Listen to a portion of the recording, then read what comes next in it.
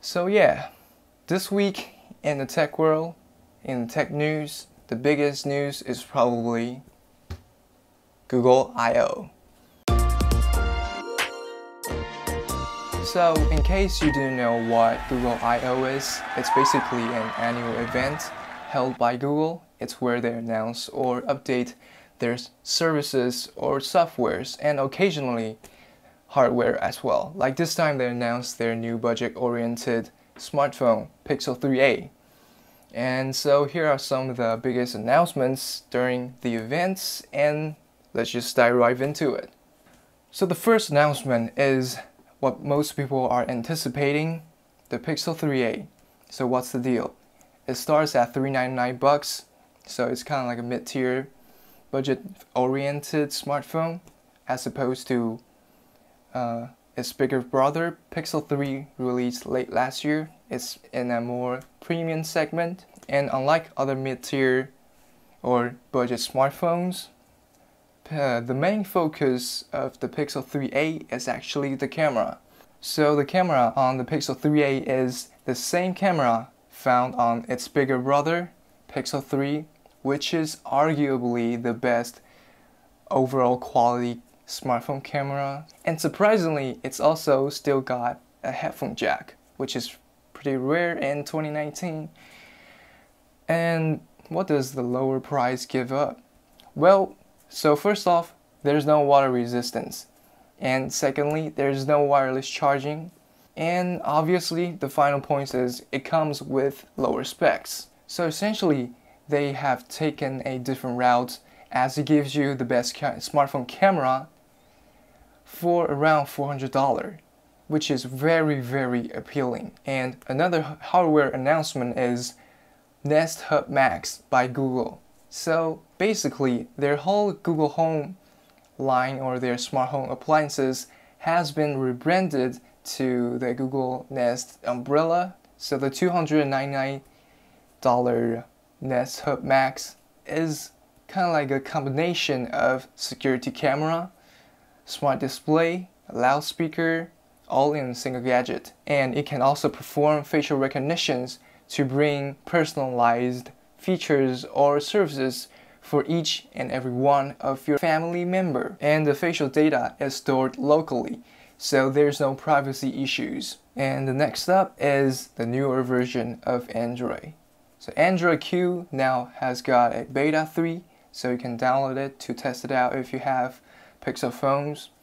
And Android Q now offers dark themes for every standard Android apps, and you also get to select individual apps to turn on or off. And following last year's release of Digital Wellbeing, Google is adding new features called Focus Mode.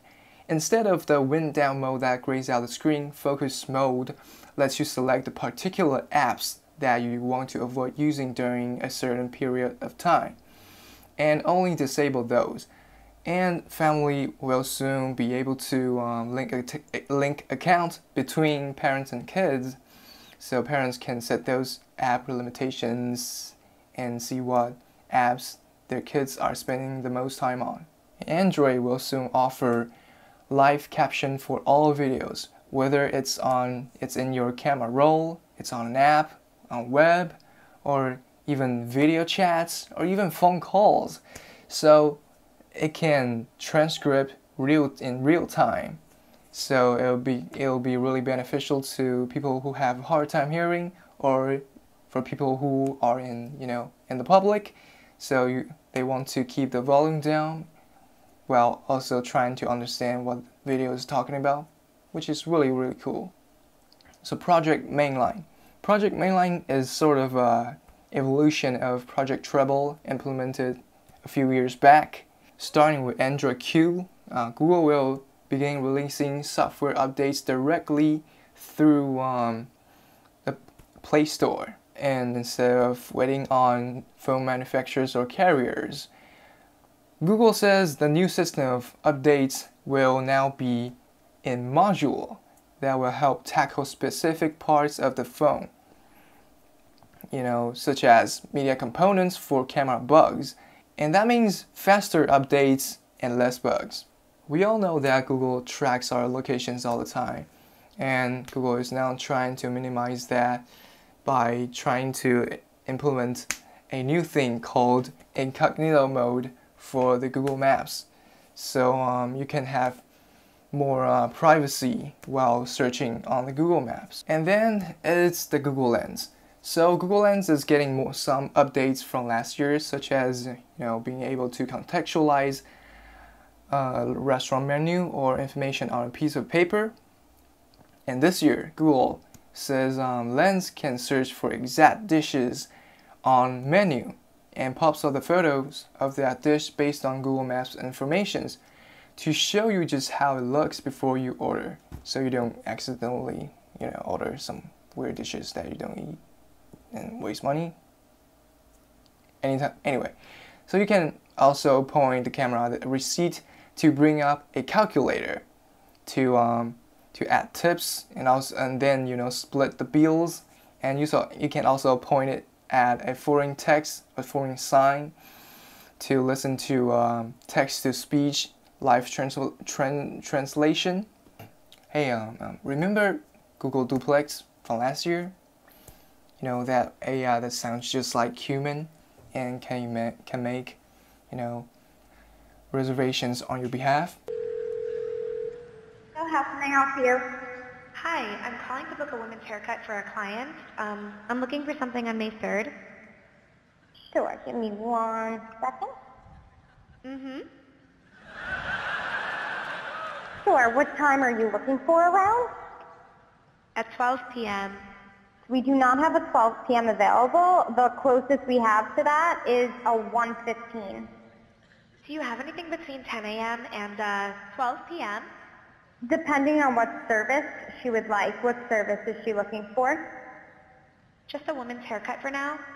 Okay, we have a 10 o'clock. 10 a.m. is fine. Okay, what's her first name? The first name is Lisa. Okay, perfect. So I will see Lisa at 10 o'clock on May 3rd. Okay, great. Thanks. Great. Have a great day. Bye. Yeah, it's kind of creepy and disturbing and awesome at the same time. Well, this year, it's going to be available on web as well.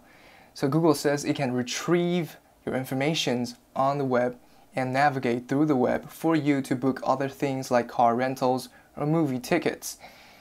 And instead of just confirming a booking for you, users can scan the auto-filled forms to approve what Duplex has written in before moving forward.